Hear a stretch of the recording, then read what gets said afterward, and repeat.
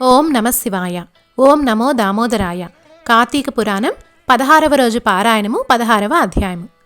జనక మహారాజా, దామోదరుడికి అత్యంత ప్రీతికరమైన ఈ కార్తీకం నెల రోజులు నియమంగా తాంబూల దానం చేసేవాళ్లు మరుజన్మలో భూపతులుగా జన్మిస్తారు. ఈ నెలలో పాడ్యమి మొదలు రోజుకి ఒక్కొక్క దీపం చొప్పున విష్ణు సన్నిధిలో వెలిగించేవాళ్లు వైకుంఠవాసులు అవుతారు. సంతానం కోరుకునేవారు కార్తీక పౌర్ణమి నాడు కోరికను సంకల్పపూర్వకంగా చెప్పుకొని సూర్యుడిని ఉద్దేశించి స్నానదానాలు చేయడం వలన సంతానవంతులు అవుతారు. విష్ణు సన్నిధిలో కొబ్బరికాయ, దక్షిణ, తాంబూలాలతో సహా దానం ఇచ్చిన వాళ్ళకి వ్యాధులు రావు, దుర్మరణాలు కానీ సంతాన విచ్ఛేదాలు కానీ జరగవు. స్తూపదీపము. పూర్ణిమ నాడు విష్ణు సన్నిధిలో స్తూపదీపం వెలిగించడం వలన వైకుంఠం సిద్ధిస్తుంది. రాతితో గాని కొయ్యతో గాని స్తంభం చేయించి దాన్ని విష్ణు ఆలయం ముందు పాతి ఆ తరువాత శాలిధాన్యం, వ్రీహిధాన్యం, నువ్వులు పోసి దానిపై నేతితో దీపం పెట్టిన వాళ్ళు హరిప్రియులు అవుతారు. ఈ స్తూపదీపాన్ని చూసినంత మాత్రం చేతనే సమస్త పాపాలు నశించిపోతాయి. ఈ దీపం పెట్టిన వాళ్ళు వైకుంఠంలో స్థానం పొందుతారు. ఇక దీపాన్ని దానం చేయడం వల్ల కలిగే పుణ్యాన్ని వర్ణించడం నా వల్ల అయ్యే పని కాదు అని చెప్పసాగాడు వశిష్ఠుడు. కొయ్యమొద్దుకు కైవల్యం కలగడం. అనేక వృక్షజాతులతో కూడిన మతంగముని ఆశ్రమంలో ఒక విష్ణువు ఆలయం ఉండేది. ఎందరెందరో మునులు ఆలయానికి వచ్చి కార్తీక వ్రతాలు అయిన ఆ నెల్లాళ్ళు శ్రీహరిని షోడశోపచారాలతో అర్చిస్తూ ఉండేవారు. ఒకానొక కార్తీక మాసంలో వ్రతస్థులలోని ఒక ముని కార్తీకంలో విష్ణు సన్నిధిని స్తంభదీపం పెట్టడం వలన వైకుంఠం లభిస్తుందని చెప్పాడు. ఈరోజు కార్తీక పూర్ణిమ కాబట్టి మనం కూడా విష్ణు ఆలయ ప్రాంగణంలో స్తంభదీపాన్ని వెలిగిద్దాం అని సూచించాడు. అందుకు సమ్మతించిన ఋషులు అందరూ ఆ గుడి ఎదుటనే కొమ్మలు, కణువులు, ఆకులు లేని స్తూపాకారపు చెట్టును ఒకదాన్ని చూసి దానినే స్తంభంగా భావించి శాలి, వ్రీహి, తిలా సమేతంగా దానిపై నేతితో దీపాన్ని వెలిగించి విష్ణువుకి అర్పణ చేసి మళ్లీ గుడిలోకి వెళ్లి పురాణ కాలక్షేపం చేయసాగారు. అంతలోనే వారికి చటచ్చటా శబ్దాలు వినిపించడంతో వెనుతిరిగి స్తంభదీపం వంక చూశారు.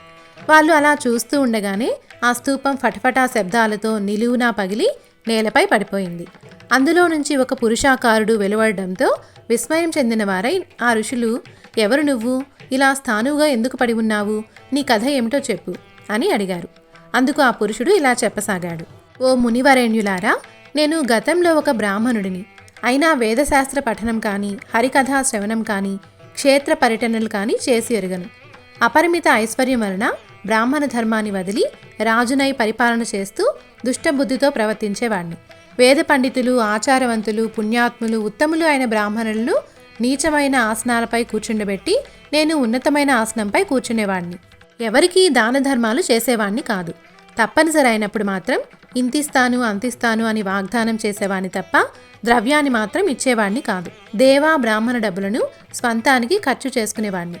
దాని ఫలితంగా మరణం తరువాత నరకంలో ఉండి తరువాత 52,000 సార్లు కుక్కగాను, 10,000 సార్లు కాకిగాను, మరొక 10,000 సార్లు పురుగులుగాను, 1,000,000 జన్మలు చెట్టుగాను, గత 1,000,000 జన్మలుగా ఇలా మొద్దులా పరిణమించి కాలం గడుపుతున్నాను. ఇంతటి పాపినైన నాకు ఇప్పుడు ఎందుకు విమోచనం కలిగిందో, ఈ విశేష పురుషాకృతి ఎలా వచ్చిందో సర్వజ్ఞులైన మీరే చెప్పాలి. ఆ అద్భుత పురుషుడి మాటలను విన్న ఋషులు తమలో మాటగా ఇలా అన్నారు. ఈ కార్తీక వ్రతఫలం యథార్థమైనది సుమా. ఇది ప్రత్యక్ష మోక్షదాయకం. మన కళ్ళ ముందరే ఈ కొయ్యకు ముక్తి కలిగింది కదా. అందున కార్తీక పూర్ణిమ నాడు స్తంభదీపం పెట్టడం సర్వత్రా శుభప్రదం. మనచే పెట్టబడిన దీపం వల్ల ఈ మొద్దు ముక్తిని పొందింది. మొద్దైనా మ్రాను అయినా సరే కార్తీకంలో దైవ సన్నిధిలో దీపాన్ని పెట్టడం వలన దామోదరుడి దయ వల్ల మోక్షం పొందడం తథ్యం. ఇలా చెప్పుకుంటున్న వారి మాటలను విన్న అద్భుత పురుషుడు, అయ్యలారా, దేహి ఎవరు, జీవి ఎవరు? జీవుడు దేనిచేత ముక్తుడు, దేనిచేత బద్ధుడు అవుతున్నాడో, దేనిచేత దేహులకు ఇంద్రియాలు కలుగుతున్నాయో వివరించండి అని ప్రార్థించడంతో ఆ తాపసులలో ఉన్న అంగీరసుడనే ముని అతనికి జ్ఞానబోధ చేయసాగాడు. 16వ అధ్యాయము సమాప్తము.